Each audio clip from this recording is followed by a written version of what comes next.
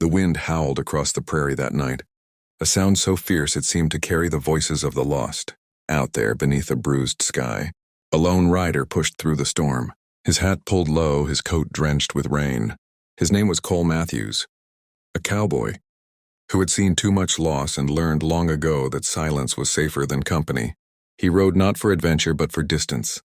Distance from the ghosts of his past, from the faces of men he couldn't save, and from the quiet ache that haunted him since the war. The rain turned the dirt road into a river of mud, and the lightning tore across the clouds like veins of fire.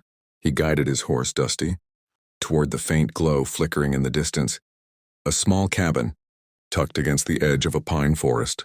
Inside that cabin, Evelyn Harper sat by the window, staring out at the tempest. Her husband had been gone a year, taken by the fever that swept through the valley. She still set 2 plates at supper and still lit 2 candles each night, as though light itself could bring him back. The loneliness was a shadow that never left her side. When the knock came, she almost didn't believe it. She hesitated by the door, hand trembling near the latch. "Who's there?" she called. A voice answered, deep but weary. "Name's Cole, caught in the storm. Just need a bit of shelter, ma'am." For a long moment, only the rain replied. Then Evelyn opened the door. Cole stood soaked to the bone, his hat dripping, eyes soft but cautious. He looked like a man who had fought both the world and himself, and lost more than once. Evelyn stepped aside and motioned for him to come in. "Thank you kindly," he said, removing his hat as he entered. She handed him a towel and gestured to the fire. "You'll catch your death out there," she said.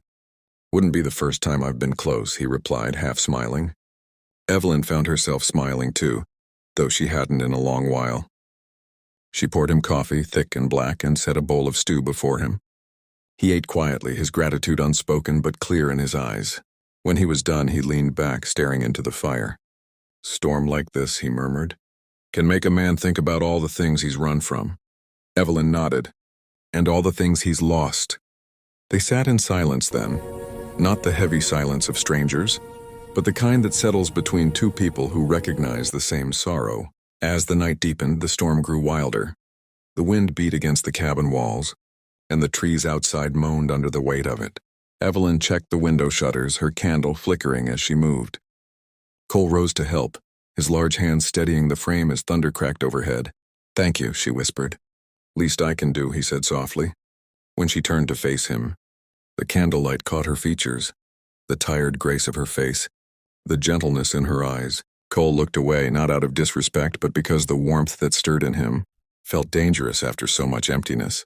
"You can stay the night," Evelyn said, her voice breaking slightly. "The storm won't pass till morning." Cole nodded, unbuckling his gun belt and setting it on the table. He sat by the fire again, drying his hands. "You live out here all alone?" he asked. She hesitated. Wasn't always alone. He understood. No more needed to be said. Outside, the rain began to ease, but the wind still whispered through the cracks. Evelyn took a quilt from the trunk and handed it to him. It's beautiful. "You can rest here by the hearth." Yeah, "Appreciate it, really ma'am." is. As she turned to go, he said quietly, "Evelyn, right?" She paused. "Yes, how'd you know?" He smiled faintly. "There's a carving outside by the fence post. Says EH 1891. Looks like it was done with care." Her eyes softened. "My husband made it, before the fever took him." "I'm sorry," Cole said simply. She nodded, her throat tightening. "So am I." The night went on. The storm finally drifted into silence, leaving behind a stillness so complete it felt sacred.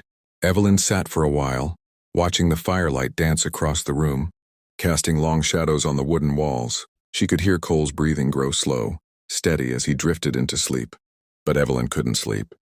She walked to the window and looked out at the drenched earth, her reflection faint in the glass.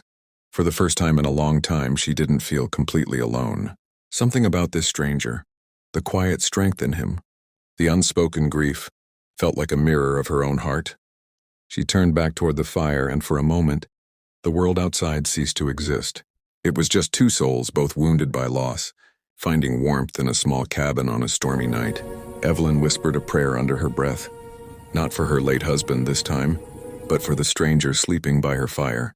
"Thank you, Lord," she murmured, "for reminding me I can still feel something." And as the last candle flickered out, the storm passed, leaving behind the fragile stillness of hope, the kind that only finds you when you least expect it.